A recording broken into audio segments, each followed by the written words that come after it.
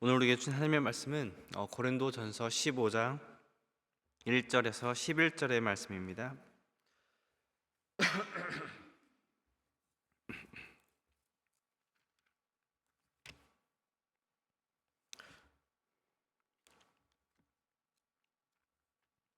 한 절씩 교독하시겠습니다. 형제들아, 내가 너에게 전한 복음을 너에게 알게 하노니 이는 너희가 받은 것이요 또 그 가운데 선 것이라. 너희가 만일 내가 전한 말을 굳게 지키고 헛되이 믿지 아니하였으면 그로 말미암아 구원을 받으리라. 내가 받은 것을 먼저 너희에게 전하였노니 이는 성경대로 그리스도께서 우리 죄를 위하여 죽으시고 장사 지낸 바 되셨다가 성경대로 사흘 만에 다시 살아나사 게바에게 보이시고 그 후에 12 제자에게와 그 후에 500여 형제에게 일시에 보이셨나니 그 중에 지금까지 대다수는 살아있고 어떤 사람은 잠들었으며 그 후에 야고보에게 보이셨으며 그 후에 모든 사도에게와 맨 나중에 만삭되지 못하여 난 자 같은 내게도 보이셨느니라. 나는 사도 중에 가장 작은 자라. 나는 하나님의 교회를 박해하였으므로 사도라 칭함받기를 감당하지 못할 자니라. 그러나 내가 낳은 것은 하나님의 은혜로 된 것이니 내게 주신 그의 은혜가 헛되지 아니하여 내가 모든 사도보다 더 많이 수고하였으나 내가 한 것이 아니요 오직 나와 함께 하신 하나님의 은혜로라. 그러므로 나나 그들이나 이같이 전파하매 너희도 이같이 믿었느니라. 아멘. 오늘은 이 주신 말씀을 가지고 헛되지 않은 은혜라는 제목으로 함께 말씀을 나누고자 합니다. 여러분, 고린도전서 15장은 부활장으로 잘 알려져 있습니다.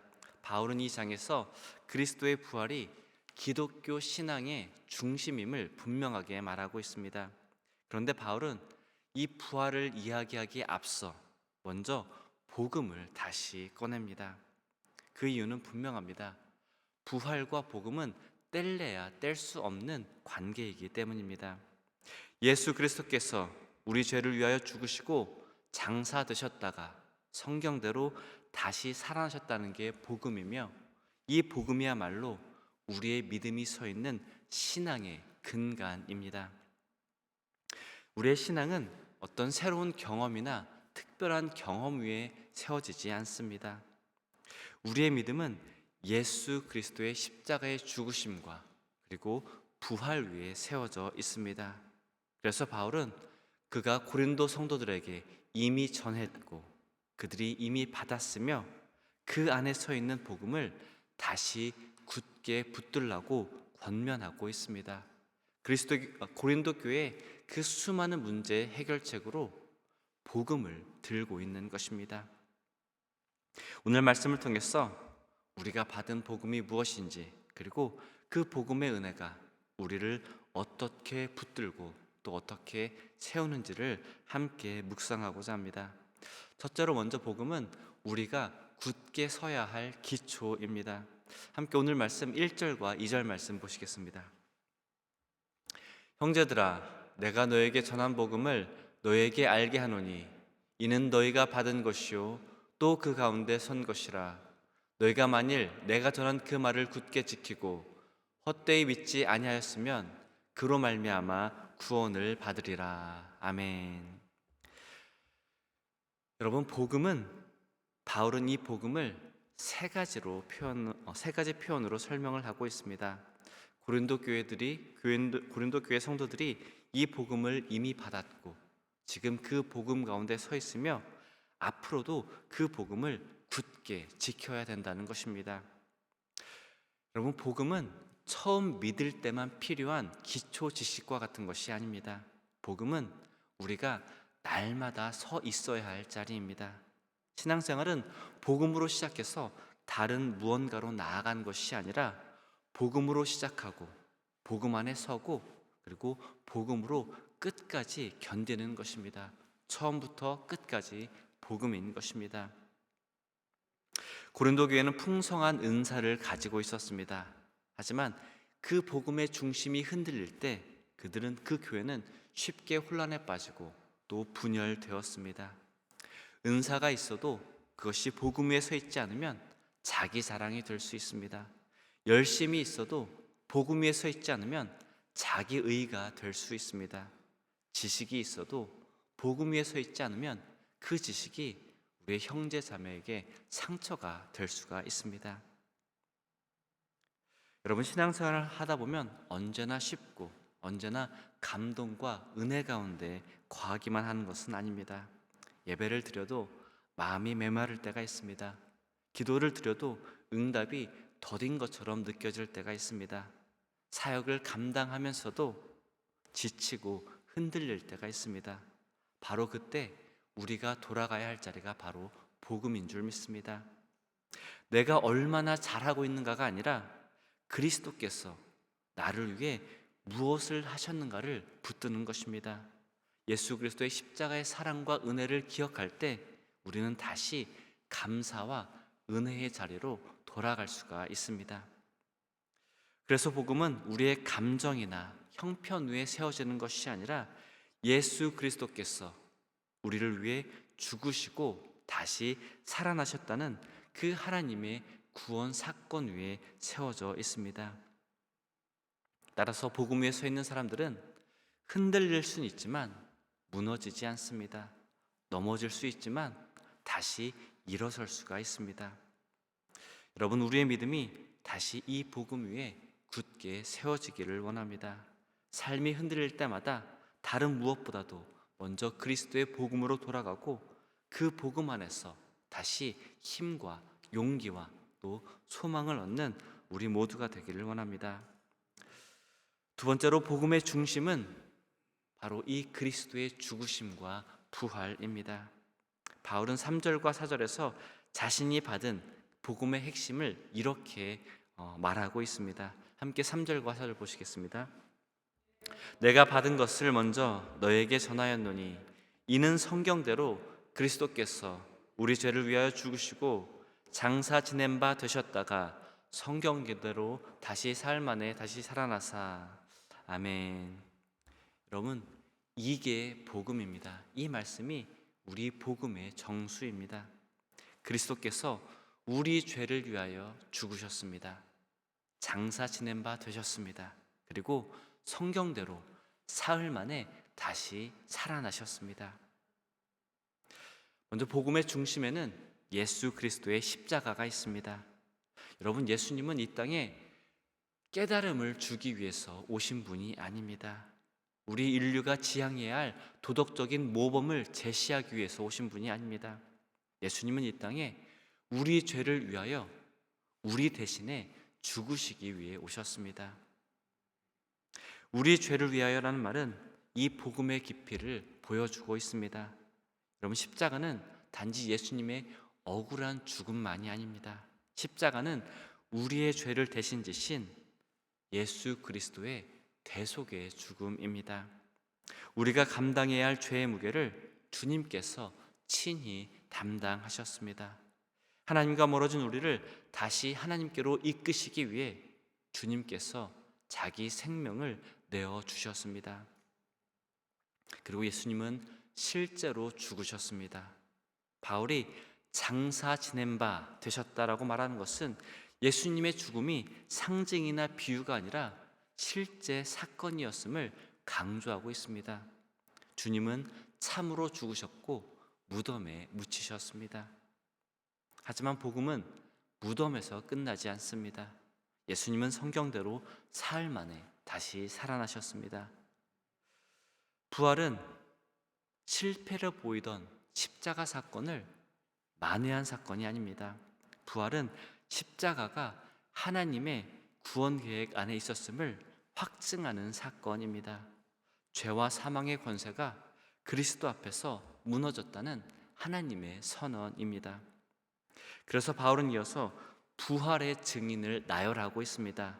게바에게 보이시고 12 제자에게 보이시고 500의 형제에게 일시에게 보이셨고 야고보와 모든 사도에게 보이셨습니다. 이 말은 무엇입니까? 예수님의 부활은 확실하게 일어났다는 것입니다. 예수님의 부활을 본 증인들이 이 수많은 증인이 있다는 것입니다. 부활하신 주님은 실제로 그들에게 나타나셨고 그들은 그 사실의 증인이 되었습니다. 그래서 그들이 전한 복음은 단순한 종교적인 사상이 아니라 그리스도께서 죽으셨고 장사되셨고 다시 살아나셨다는 역사적이고 실제적인 사건이었습니다. 여러분, 제자들이 부활하신 주님을 못 봤다면 그 제자들은 결코 복음을 세상에 전파하지 않았을 것입니다. 하지만 부활하신 주님을 제자들은 보았고 그것이 그들을 변화시켜서 사도로서 이 땅을 그들의 사명을 감당하게 했습니다. 그 복음이 교회를 낳았고 그 복음이 사도들을 세웠으며 그 복음이 지금까지 세상 가운데 전해져 왔습니다. 여러분, 우리의 믿음이 이 복음의 중심을 놓치지 않기를 원합니다. 십자가 없는 위로, 부활 없는 소망에 머물지 않고 우리 죄를 위해 죽으시고 다시 살아나신 예수 그리스도를 날마다 붙드는 저와 여러분이 되기를 원합니다. 마지막으로 복음은 하나님의 은혜로 우리를 변화시키는 힘이 됩니다. 바울은 부활하신 주님이 마지막으로 자기에게도 나타나셨다고 말을 하고 있습니다. 그런데 여기서 자기를 소개하는 방식이 눈에 띕니다. 함께 8절과 9절 말씀 함께 보시겠습니다. 맨 나중에 만삭되지 못하여 난 자 같은 내게도 보이셨느라. 나는 사도 중에 가장 작은 자라. 나는 하나님의 교회를 박해하였으므로 사도라 칭함 받기를 감당하지 못할 자니라. 아멘. 여러분, 바울은 자신의 과거를 잊지 않았습니다. 자신의 과거를 부정하지 않았습니다. 그는 한때 하나님의 교회를 박해하던 사람이었습니다. 예수 믿는 사람들을 붙잡고 복음을 대적하며 교회를 무너뜨리려 하던 사람이 바로 이 바울이었습니다. 그런데 그런 바울이 지금 사도가 되었습니다. 그는 자신의 변화가 자신의 자격이나 공로 때문이 아니라고 고백합니다.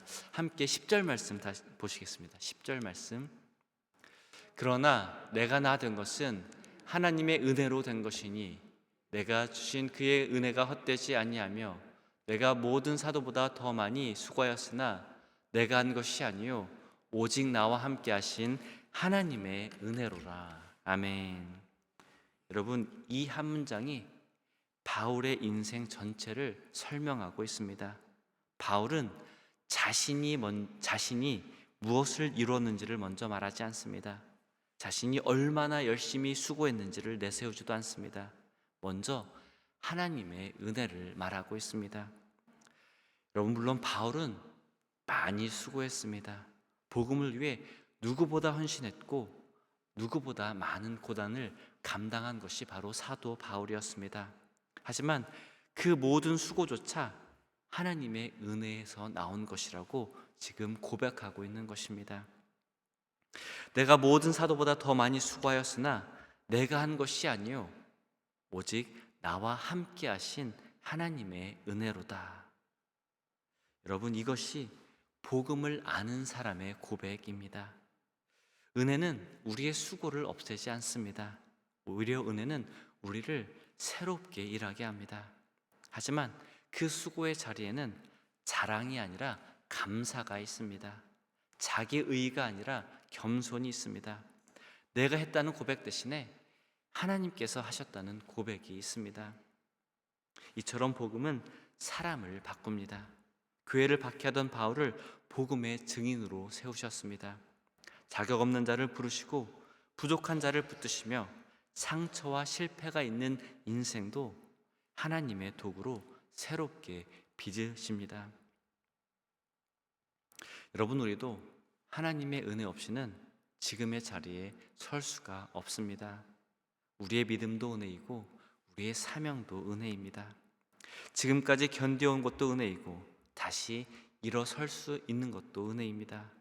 주님의 이름을 부를 수 있는 것도 또 이 자리에 모여서 함께 예배를 드릴 수 있는 것도 모두 다 하나님의 은혜입니다.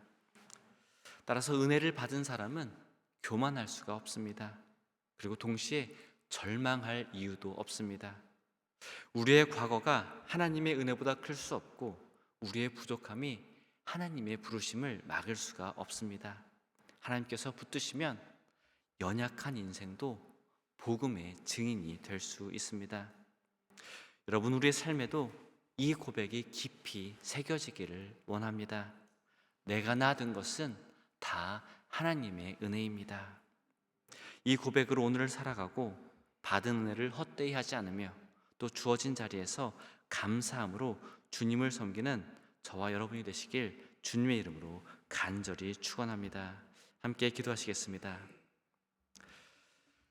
사랑과 은혜가 풍성하신 하나님 아버지, 감사합니다. 주님, 오늘 말씀을 통해 우리가 다시 복음 위에 서게 하시니 감사드립니다. 예수 그리스도께서 우리 죄를 위하여 죽으시고 다시 살아나셨다는 이 복음이 우리 믿음의 기초가 되게 하여 주시옵소서. 우리의 자랑이 우리의 열심이나 공로가 아니라 오직 하나님의 은혜임을 고백하게 하여 주시옵소서. 바울의 고백처럼 내가 낳은 것은 모든 것이 다 하나님의 은혜입니다라는 고백이 우리의 삶 가운데 새겨지게 하여 주시고 받은 은혜를 헛되이 하지 않으며 오늘 맡겨진 자리에서 감사와 충성으로 살아가게 하여 주시옵소서. 우리 죄를 위하여 죽으시고 다시 살아나신 예수 그리스도의 이름으로 기도드렸습니다. 아멘. 하늘에 계신 우리 아버지여, 이름이 거룩히 여김을 받으시오며 나라가 임하시오며 뜻이 하늘에서 이루어진 것 같이 땅에서도 이루어지이다. 오늘 우리에게 일용할 양식을 주시옵고 우리가 우리에게 죄 지은 자를 사하여 준 것 같이 우리 죄를 사하여 주시옵고 우리를 시험에 들게 하지 마시옵고 다만 악에서 구하시옵소서. 나라와 권세와 영광이 아버지께 영원히 있사옵나이다. 아멘. 이 시간 계속해서 함께 기도하길 원합니다. 우리 밀시역 교회가 이 세상에서 주님의 복음을 전해서 그리스도의 제자를 만들어 이 세상을 변화시키는 교회가 될 수 있도록 기도하길 원합니다. 또한 무엇보다 우리 교회가 다음 세대의 믿음과 성장을 위해서 기도하길 원합니다. 그리고 마지막으로 육신의 질병 또 마음의 상처가 있는 분들에게 하나님의 위로하심과 그 치료의 손길이 임하셔서 그분들 가운데 온전한 치유와 회복의 역사가 일어나길 위해서 이 시간 다 같이 한 마음으로 기도하시겠습니다.